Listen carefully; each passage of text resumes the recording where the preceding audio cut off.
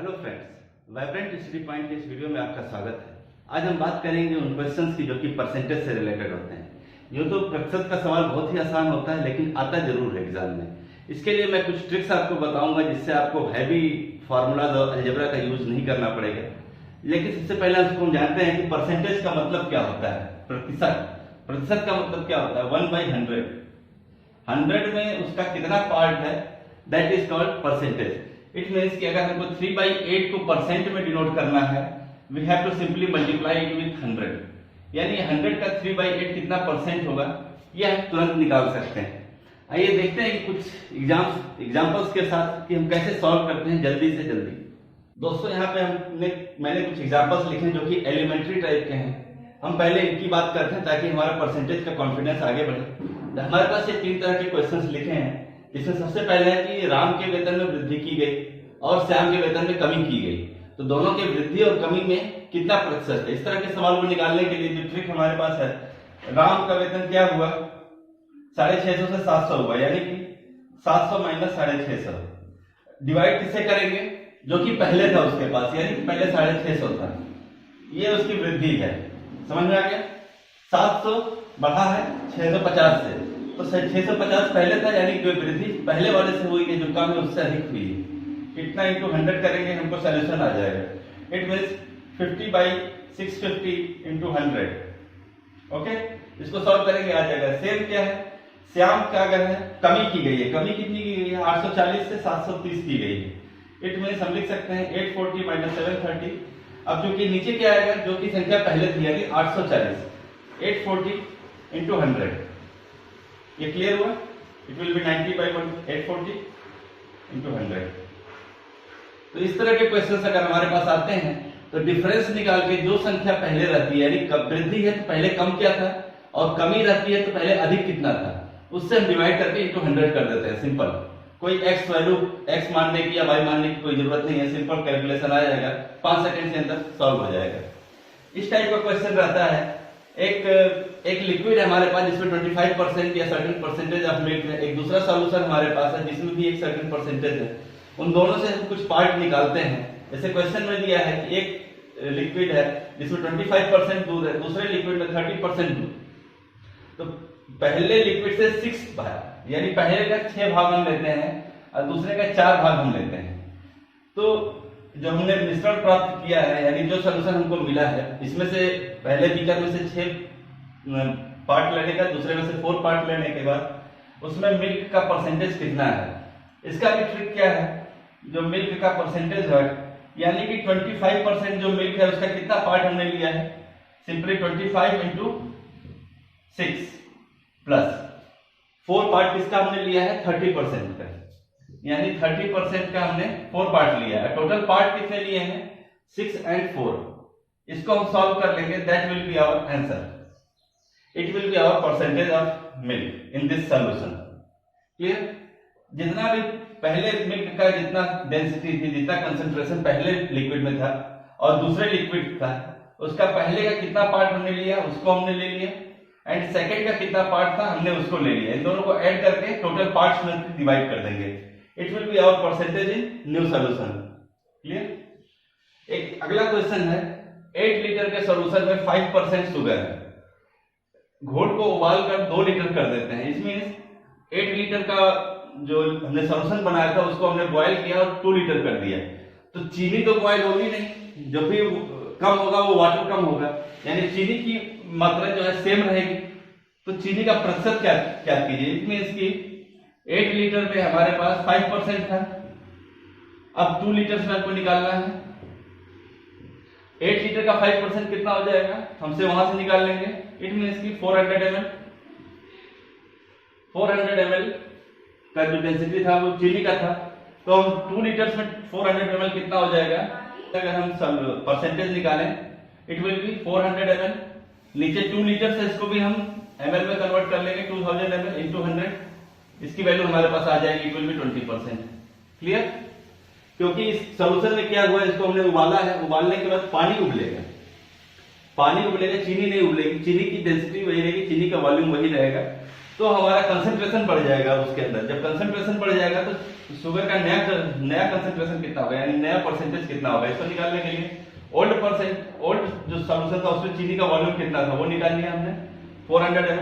अब 2 लीटर्स में 400 ml as it is रहेगा, तो अब 2 लीटर 400 ml 2 लीटर का कितना परसेंट है ये अगर हमने निकाल लिया, that will be our answer.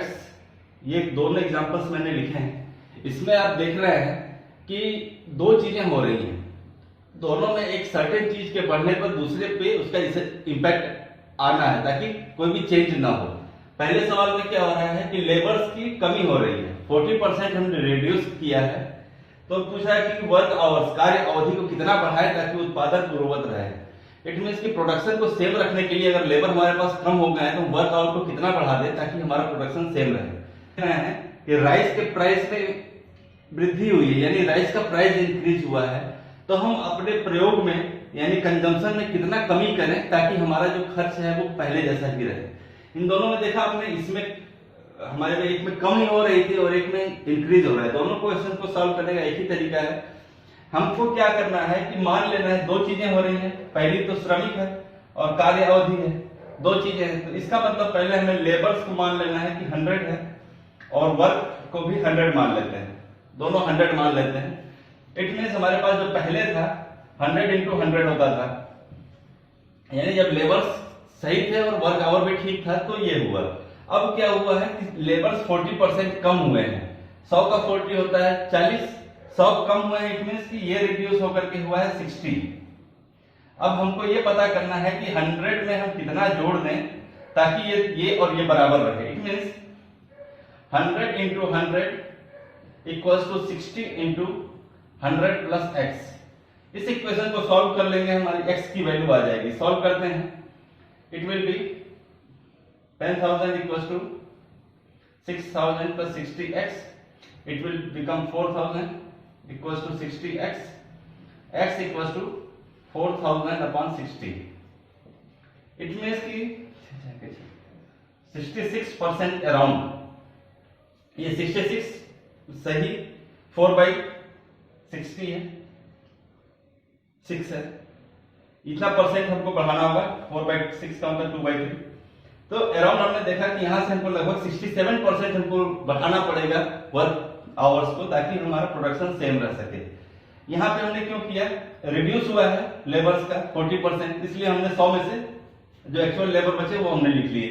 ये एजम्पशंस है, इट इज एज्यूम, हम मान लेते हैं कि पहले 100 लेबर थे और वर्क आवर भी 100 घंटे था, तो 100 लेबर 100 घंटे काम करते थे तो 100 into 100 होता था। अब लेबर कम हो गए हैं 60, तो अब घंटे कितने हो जाएंगे, यानी 100 से तो अधिक होंगे, तो 100 से कितने अधिक होंगे, बढ़ाना पड़ेगा, तभी तो हमारा एक कम होगा दूसरा अधिक होगा, तभी हमारा बराबर आएगा। इसमें क्या है, राइस का प्राइस मान लेते हैं, पहले राइस 100 था, कंजम्पशन भी 100 था, तो पहले हमारा क्या होता था 100 into 100 होता था। अब राइस के प्राइस में 30% की ग्रोथ हो गई, it means it has become 130। तो जाहिर सी बात है एक बढ़ेगा तो दूसरा घटेगा, तभी हमारे पास खर्च ना बढ़े, मतलब पूर्ववत रहे, पहले जितना हम उसका पैसा हमारा खर्च होता था उतना ही रहे, इतना इंटू 100 माइनस एक्स। इस इक्वेशन को सॉल्व कर लेंगे, हमारे पास आंसर आ जाएगा 130 इंटू 100 माइनस एक्स। इसको देखा, इसमें कोई भी चीज हमें कैलकुलेटिव करने की, कोई भी कॉम्प्लिकेशन में जाने की जरूरत नहीं है। एग्जाम टाइम में चूंकि हमारे पास टाइम कम होता है, इसलिए हम इसको शॉर्ट ट्रिक्स सीख रहे हैं ताकि हम इसको जल्दी से जल्दी सॉल्व कर सकें। It will be 10,000 equals to 13,000 minus 130x, 130x equals to 13,000 minus 10,000 3,000, x equals to 3,000 upon 130। This will be percentage of, इतना हम उसका कंजम्पशन कम कर दें 100x की वैल्यू आ जाएगी, यानी कि हमारे पास ये आंसर आ गया कि हमने कितना कम करना है। ठीक है, इसको सॉल्व कर देंगे, हमारा आंसर आ जाएगा। यहाँ पे दो एग्जांपल्स हम और समझेंगे ताकि हमारा परसेंटेज का कॉन्सेप्ट और अधिक बढ़े। पहले में क्या पूछा है, राम की आय श्याम से 30% अधिक है, तो श्याम की आय मींस इनकम, राम की इनकम श्याम से 25% अधिक है, तो श्याम की इनकम राम से कितनी कम है, कितनी कम होगी, it will be asked percentage. Suppose हम यहाँ पे ऐसा क्वेश्चन आए तो मान लेते हैं कि जो कम है, कम क्या है श्याम, क्योंकि श्याम से अधिक है राम की आय, इनकम अधिक है श्याम की, तो श्याम की मान लेते हैं 100 है, तो राम की कितनी हो जाएगी 25% अधिक है, इट मींस 125। ठीक है, ओके। तो श्याम की इनकम राम से कितनी कम है, इट मींस राम की अधिक है, राम माइनस श्याम, किसके सापेक्ष निकालना है, किसके रिलेटेड निकालना है, हमको राम के रिलेटेड निकालना है, r into 100, it will be your answer. It means 125 minus 100 is equals to 25 by Ram is 125 into 100। इसको सॉल्व कर लेंगे, 20% आ गया, 25 5 125, 5 into 100 20%, it will be your answer। Simple है, क्वेश्चंस पढ़ने के बाद तुरंत हमको आ गया। किसके रिलेटेड निकालना है, राम के रिलेटेड निकालना है, तो राम नीचे आ गया, राम से डिवाइड कर देंगे हम दोनों के डिफरेंस को, और अगर यहीं पर कम होता और किसके रिलेटेड करना होता तो यहाँ पे प्लस कर देते, यहाँ पे डिफरेंस आता, श्याम माइनस राम हो जाता है, जो उसको अधिक है उससे हम कम कर लेते हैं। सेकंड क्वेश्चन क्या है, दो नंबर्स थर्ड नंबर से 50% और 20% या 50% बड़ी है, यानी कि हमारे पास तीन नंबर दिए हैं, फर्स्ट सेकंड थर्ड। हम देखते हैं दो संख्याएं थर्ड नंबर से 50% बड़ी है, यानी कि तीसरा सबसे छोटा है, उसको हम 100 मान लेते हैं। पहली कितनी बड़ी है 20%, इट मींस इट इज 120। दूसरी जो है 50% बड़ी है 150। ये एजम्पशंस है, ये एग्जैक्ट नहीं है, हमने एज्यूम कर लिया है कि थर्ड 100 है, उसके रिलेशन में हमने इसको निकाला। ये सिंपल करने के लिए ट्रिक है, इसलिए अब पहला क्वेश्चन क्या है, फर्स्ट नंबर सेकंड नंबर का कितना प्रतिशत है, इट मींस फर्स्ट सेकंड के सापेक्ष पूछ रहा है, हम रिलेशन निकालना है 50, it means 120 is how much percentage of 150। इसको हम देखेंगे, इसको सॉल्व करेंगे, 0 से 0 कैंसिल हो जाएगा, इट मींस 80% है फर्स्ट नंबर सेकंड नंबर का। दूसरी संख्या का कितना परसेंट है, यानी जिसके रिलेटिव हम निकालते हैं, जिसके सापेक्ष निकालते हैं, वो संख्या नीचे आ जाती है। यहाँ भी हमने देखा था राम के सापेक्ष निकाला था, राम नीचे आ गया था। यहाँ भी सेकंड नंबर के हम सापेक्ष निकाल लें कि सेकंड नंबर का कितना परसेंटेज है, तो सेकंड नंबर नीचे आ गया।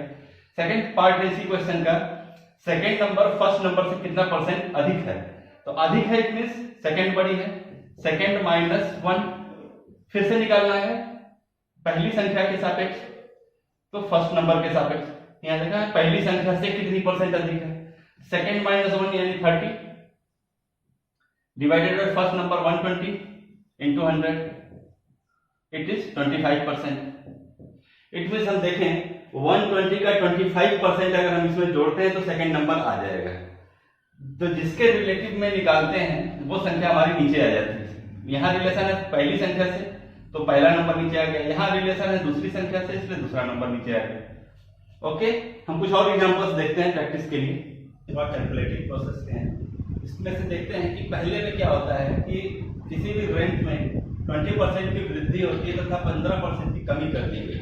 इट मींस कि हमें नहीं बताया गया कि पहले क्या था बाद में क्या था, पहले हम इंक्रीज करते हैं फिर उसी चीज को हम डिक्रीज कर देते हैं। ऐसे क्वेश्चंस आते हैं जैसे पहले उसने दाम बढ़ाया फिर डिस्काउंट ऑफर कर दिया, या फिर पहले कुछ उसने प्रोडक्शन बढ़ाया और फिर डिस्ट्रीब्यूशन माइनस कर दिया। इसमें कि पहले हम बढ़ाते हैं फिर माइनस कर देते हैं सेम चीज को, तो उसको सॉल्व करने का क्या है, सेम फंडा है। आपने सपोज करना है कि रेंट जो है, रेंट इज 100, पहले क्या होता है 20% की वृद्धि होती है, यानी फर्स्ट क्या हो जाता है R1, इट इज 120, 20% इंक्रीज कर दिया, फिर 15% रिड्यूस कर दिया, it means R2 will be 0.835 into 120। हम लिख सकते हैं, इसको सॉल्व करेंगे, it will be 102.0। Second rent आ गया हमारे पास 102 रुपए, इसको कैलकुलेट किया हमने, 102 आ गया, यानी फर्स्ट रेंट अगर 100 है तो पहले हमने इसको 120 किया, फिर रिड्यूस करके 102 किया। तो क्वेश्चन पूछा है व्हाट इज द चेंज, कितने प्रतिशत परिवर्तन हुआ, तो क्या चेंज हुआ है, पहले 100 था अब 102 हो गया, यानी कि सिंपल है 2% का चेंज हुआ। इसको लेसन 5 लाख है, यदि फर्स्ट ईयर में 10%, सेकेंड ईयर 11%, थर्ड ईयर में 10%, फोर्थ ईयर में 15% की वृद्धि हो, इट मींस कि पहले 4 साल वो इंक्रीज कर रहा है 10%, 11%, 10% एंड 15%, तथा 5वें वर्ष में 20% की कमी हो, यानी 5th ईयर में वो रिड्यूस हो रही है उसकी पॉपुलेशन, तो नई जनसंख्या क्या होगी, it means let the first year में पॉपुलेशन उसकी थी 100 थी, तो 100 से फर्स्ट ईयर में क्या होगा, 10% इंक्रीज होगा, यानी 1.1 into 100, it means new population is 110।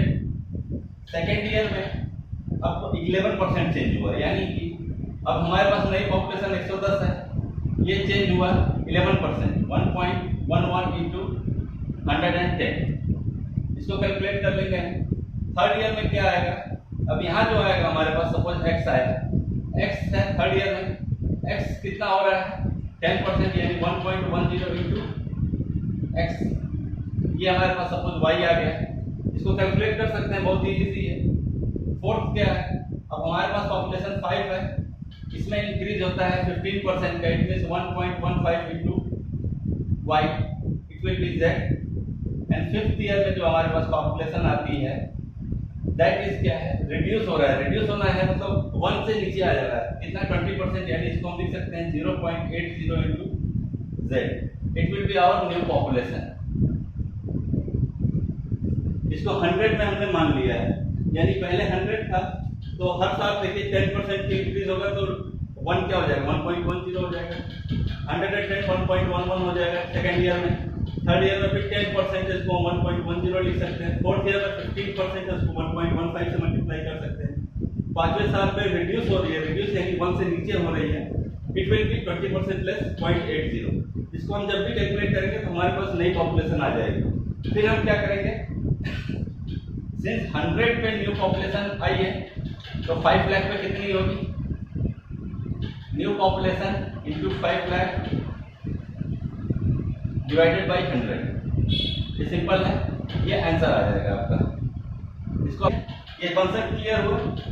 अगर हम रेंट में, इसीलिए हमने कहा कि assumption मान के थ्योरी चलते हैं तो हमें कोई कॉम्प्लिकेशन नहीं आएगी। हमने पहले क्या हुआ, रेंट में 10% की 20% का इंक्रीमेंट हुआ, फिर 15% का रिड्यूस हुआ, दोनों को कैलकुलेट किया, दोनों में डिफरेंस निकाल लिया, वो परसेंटेज आ गया। यहाँ पे हर साल बढ़ रहा है, 5वें साल में कम हो रहा है।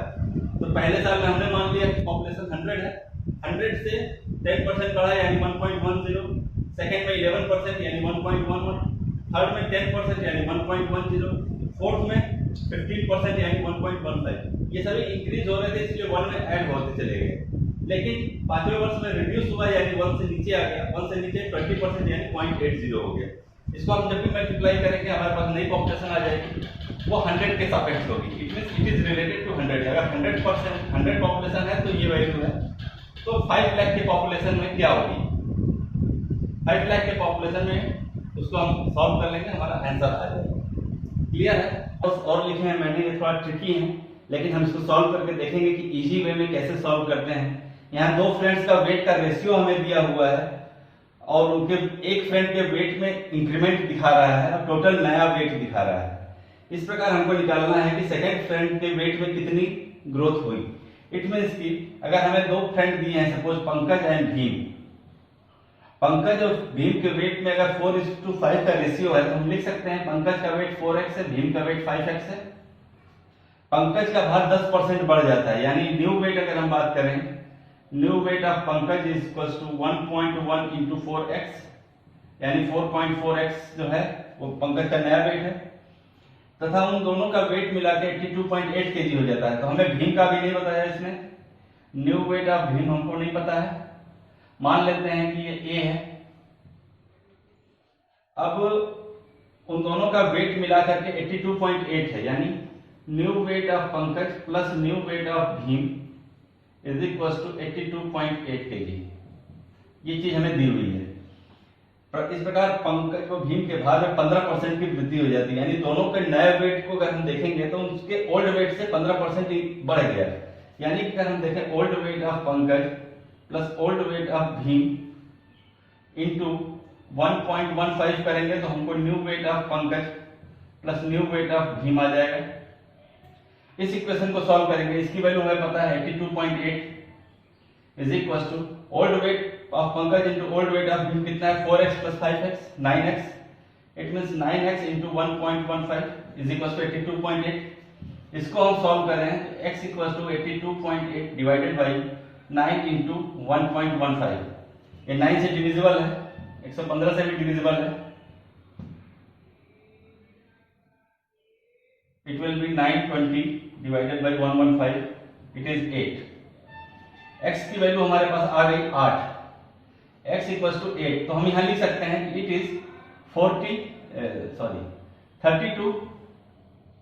इट इज 40, यानी भीम का ओल्ड वेट ऑफ जो पंकज था that is 32 and old weight of Bhim is 40।